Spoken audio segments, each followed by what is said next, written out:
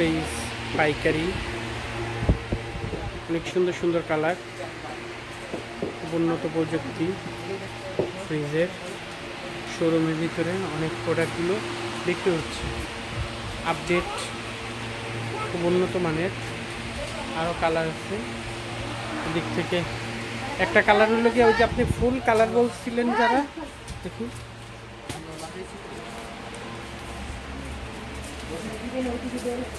এটা হচ্ছে ফুলের ভিতরে যে আপডেট যে কালারটা, এই কালারগুলো, এগুলো হচ্ছে 2025-এর যে আপডেট কালারগুলো।